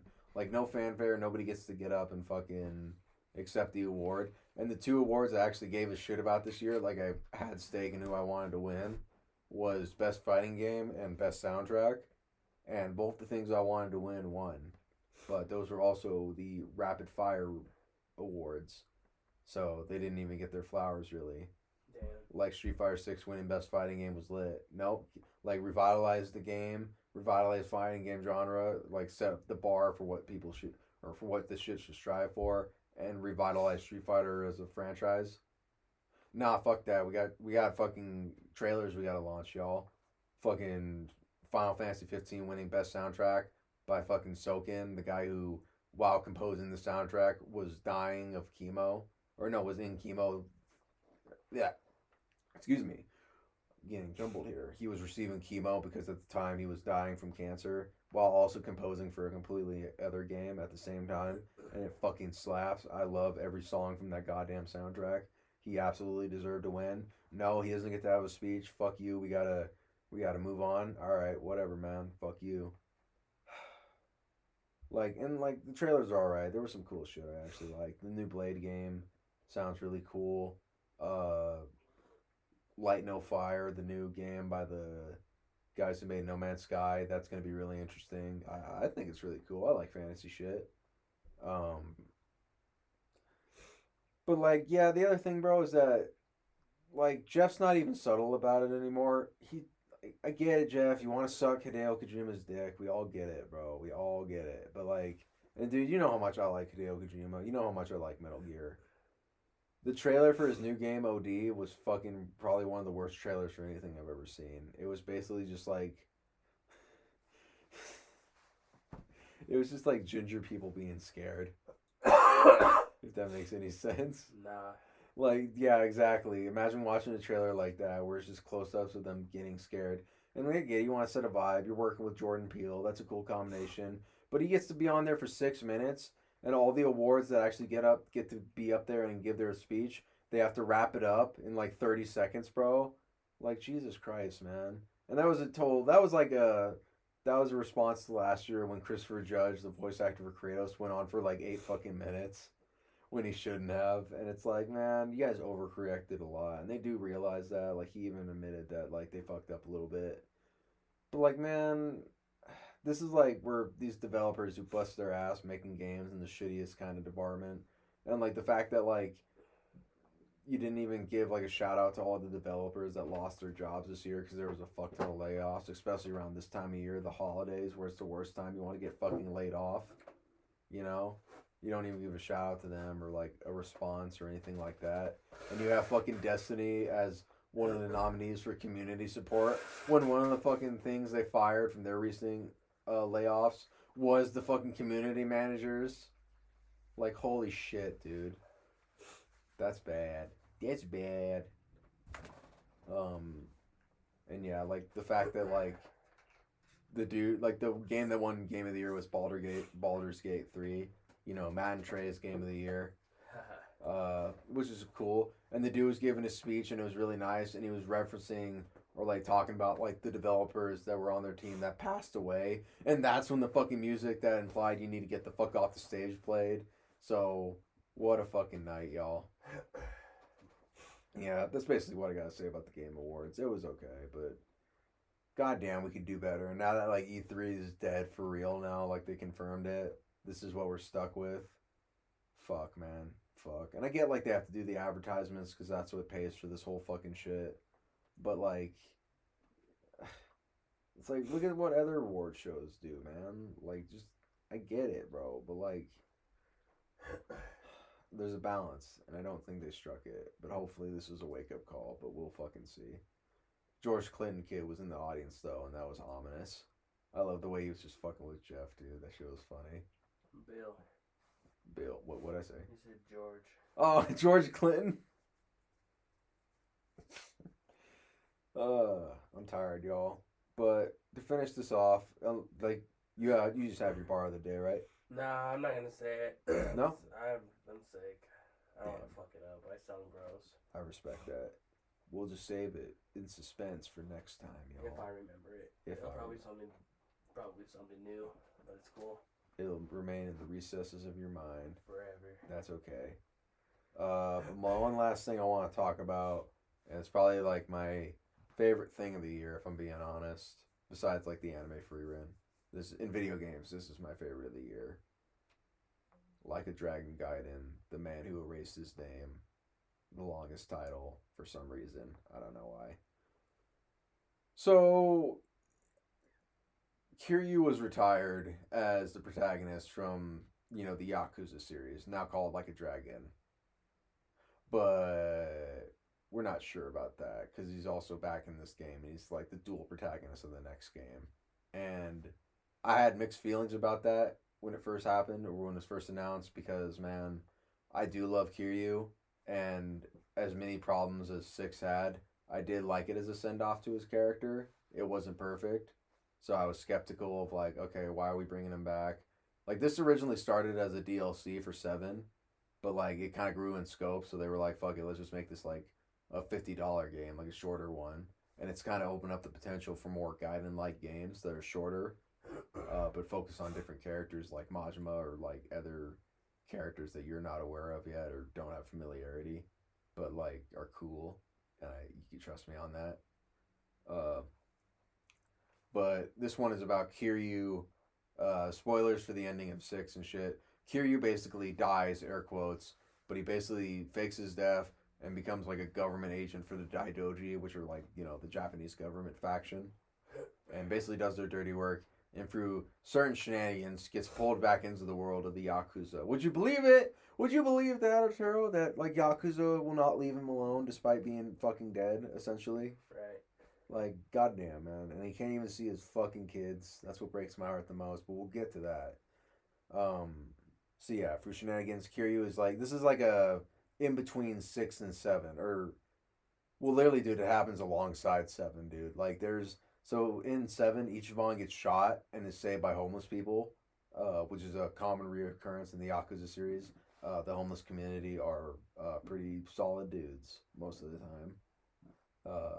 They save him. So like Kiryu is also like kind of saved by them. Like he's not shot, but he like had to hide out, and they kind of were like, yeah, like there's been a lot of people coming through here and stuff. There was a guy who got shot the other day. He's in that tent resting, but don't go bother him because you don't want to wake him up. But it's like, holy fuck, that's Ichiban in that tent, isn't it?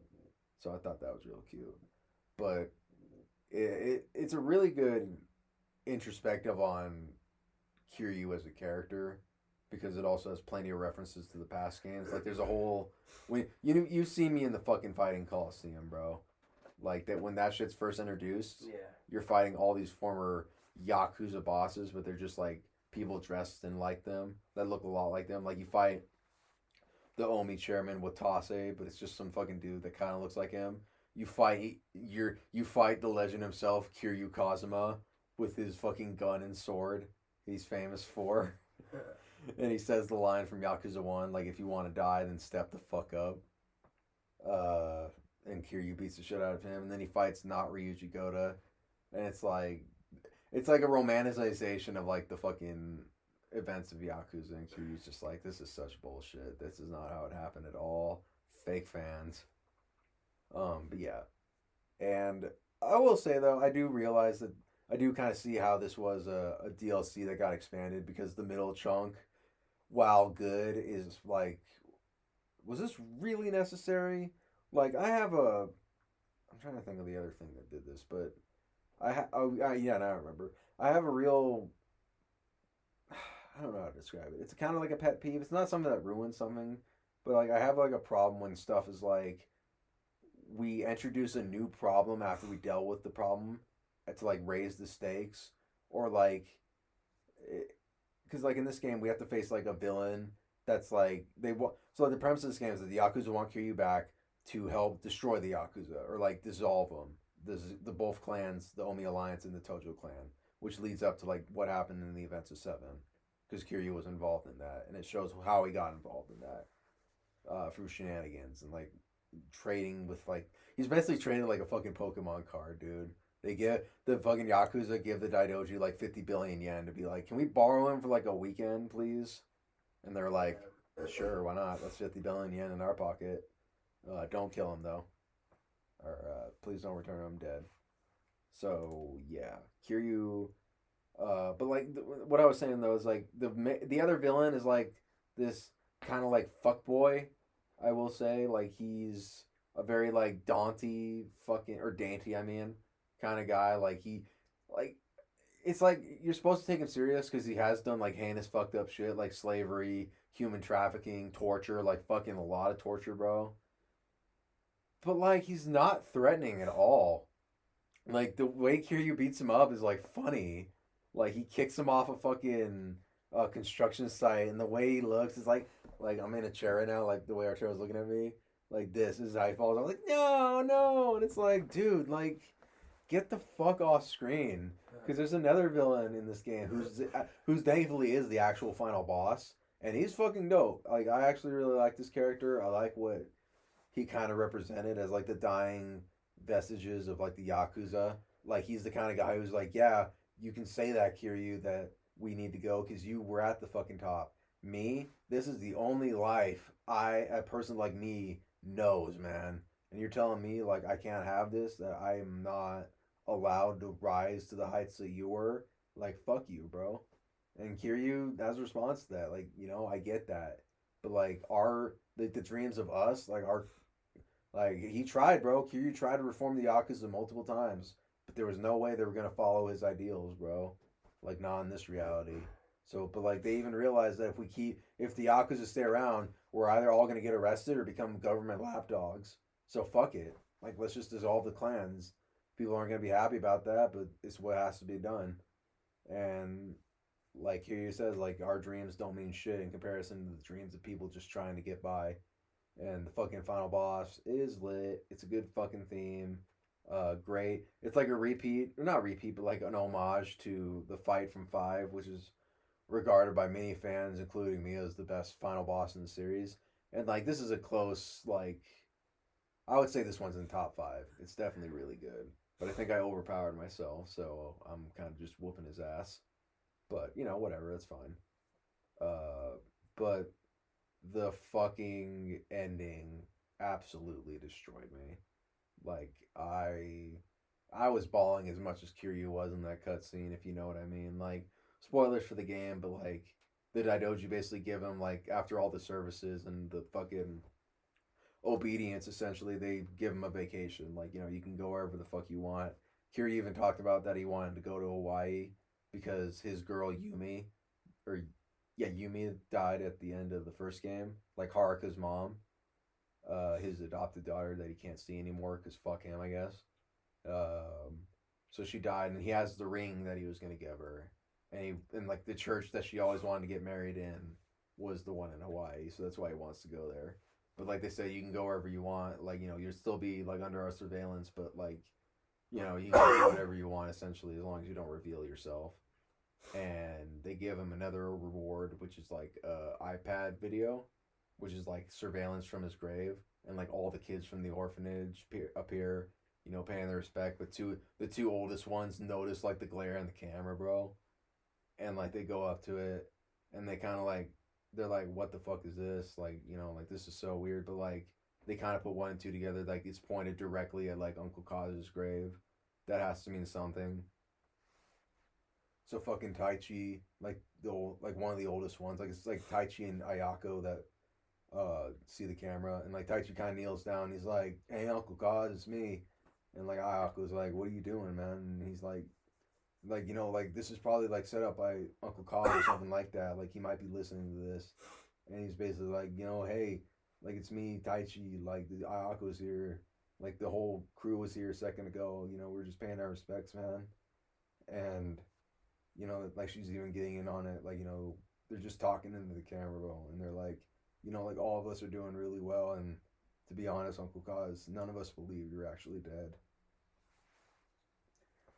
And that's where I started, man. That's where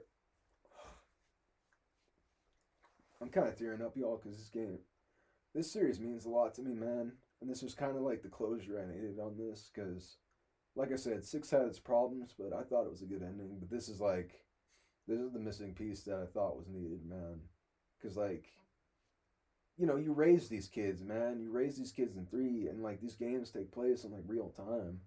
So you see these kids grow up, and to see, like, these two, like, they even said, like, if we ever meet again, or, like, they tell them, like, like, Taichi, I'm a firefighter. That shit warmed my heart, dude. Like I said, kids, if we described anything today with Backdraft, if you ever need to decide between being a cop and a firefighter, be a fucking firefighter. Yeah, there are no songs that say "fuck the fire department." Facts. Take that as you will. But yeah, Kiryu just was bawling, bro, in this cutscene, like just tearing the fuck up, knowing about how these kids are doing, like the fact that they're good. Like Taichi even says the reason he became a firefighter is because he wanted to help people the way Uncle Kaz did in his own way. Like people crying out for help, he wanted to be the guy with the courage to do that. And Ayako got a office job. One of the kids who like loved playing with the dog became a pet groomer. One of the kids is majoring in science. Another kid's working in an office. One's in fashion design, bro. And it's like they're thriving, and Haruka's doing good as a mom. Like Haruka's grown up, and that's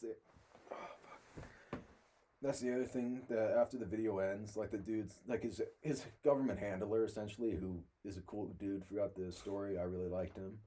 He's like, like that was a video. We had to remove the camera because we couldn't have him, realizing what's up. Like they even said, like, we know you're out there, probably Uncle Kaz, and we don't blame you for not coming around if you can't. We just know that you're probably very lonely without us, but we're all doing okay. We're all okay without you. And like he tells him, like, we had to remove the camera, but they left something there. We couldn't take you with us because we couldn't give them any hint that you're alive. That's how it has to be, man. I'm sorry, but we did take a picture of it, and it's a drawing from Haruka's kid Haruto, like a 4-year-old drawing, and it has all the kids from the orphanage and Kiryu right in the middle. And Kiryu, man, fucking, I gotta give the flowers, man, to the fucking goat. Oh, I'm sorry, y'all. I'm getting emotional, But I gotta give my flowers to the GOAT, to Kaya Kuroda. You fucking killed it in this game. I know you're gonna kill it in the upcoming game, because I'm really excited for that. Because I'll get to it in a second, but you know he like the way he sees that drawing, man, and he's just like, would you look at that? Like he like gestures to the fucking handler, like just like a proud fucking grandpa, and he's like, he's already 4 now, man. He can read, he can walk, he can talk. He couldn't even talk when I fucking left him, man. He's like, and like Hugh says, like, I needed those kids way more than they ever needed me. And the fucking monk dude, the other cool character in the story, like, Kiryu just hangs out at like a temple that are run by the Daidoji, like a cover up. And the fucking the monk, you know, air quotes, he's a really cool character. He saved Kiryu's ass. And he's like, you know, man, like what the kid said, you know, the way to rise up and have the courage to help people. That's probably the hero the kid saw you as. And that's when like Kiryu realizes like it's okay. He doesn't have to worry about him anymore, or at least for the majority. Because I think they will come up in this next game. Because we got trailers kind of showing them off and stuff. But Kiryu decides to, you know, take that vacation up, and he does go to Hawaii, but there's some other shit he has to take care of first, as he says. And we get the closer and stuff, and like, you know, he ends off, and it ends with like the time skip to like when the next game, Infinite Wealth, takes place, and it's at that church in Hawaii, and he just walks up to the, you know, kind of like pedestal, I guess is what you call them, you know, where they talk and stuff, and just leaves the ring there, and it just says Yumi, and it's like a really good send off to that first game and stuff, and Kiryu's arc as a whole. Kiryu's one of my favorite characters, man. He's up there as like number one, right next to Guts and stuff. I like Guts is like my favorite character in terms of like I love seeing his journey, and Kiryu's my favorite character in the term of like that's the kind of person I strive to be, for the most part. And I know that sounds kind of silly, you know. It's like he's a fictional character and stuff, but you need that shit, man. Like seeing these people's journeys and stuff, and like knowing that even like when shit ends, like their journey is never like over for the most part. Their influence is never over. I think that's really cool. And you know, spoilers if you haven't seen the trailers for the new game, Kiryu has fucking cancer now. The big K. Yeah. Fucking Swiss Scar from Metalocalypse. So you that's got the big K concert. That made me feel better. But yeah, so I don't know what that means. I what the fuck was that? Yeah, I do know what that means. I know what fucking cancer is. Y'all relax. But I don't know. This could be it. The like real retirement of the character one way or another. I don't know. And I'm okay with that. It'll probably be like my game I talk about on the next podcast. Depending on, well, it's gonna come out on the 25th, so depending on when we do this at the end of the next month or whenever, I'll talk about it as I go through it. It'll be a journey. I'll take you all with me. But yeah, if you have a piece of media that you really like this year that like meant something to you, drop it in the comments, you know, or just anything in general, like something you want to recommend people that you really like that brings you a lot of joy. I think that's really cool. And you know, 2023 was quite the year. It was certainly a year for us, you know, ups and downs as always, but you know, you get through it, man. You just got to keep going, keep moving. I know it can be hard for a lot of people sometimes, especially around the holidays, but you know, you just got to make your own path. You just got to, you know, be comfortable with how you are. That's kind of the resolution I'm taking into this year is, you know, be comfortable with who you are.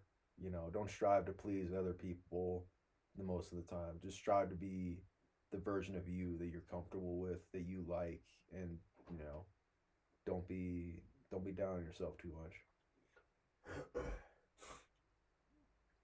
And don't forget, this is my world. You're just living in it. Okay, bro. No nice send off to the year, or I guess the introduction to this year, but like, you know, good enough. Unless you have something actual nice to say. Who, me? Yeah. To start off this year? Yeah. Any inspirational quote you want to leave our audience on for this extra long, almost 2-hour podcast? Love yourself. Love without conditions. Don't settle for mediocrity. Don't fucking cut off everybody who's not supporting you like at all. You know, if you And gotta have the people that'll call you out on your shit if you fairly. gotta fucking like if you gotta fake it, you know, cut it off, man. It's not worth it. If you're not trying to like show me love or any type of that, man, then don't talk to me. Yeah. But yeah, I think with that, 2023 is over. We're in a fucking election year. Fuck that. I'm sure there'll be a lot to say, but not now. Or maybe not later. Trump train! You can't take them off the ballot! That's illegal! This is America! You're certainly right. You're certainly right, Childish Gambino. This certainly is America. Shout out to him, he's dope. Yeah, I'm also in the process of rewatching Atlanta. That's another really good fucking show. Shout out to Arturo for showing me that. Shout out to Don Glover for making that. Shout out to the whole fucking cast. Shout out to the fucking Goofy episode. If you know, you know. And if you don't know, you should know. Get on that.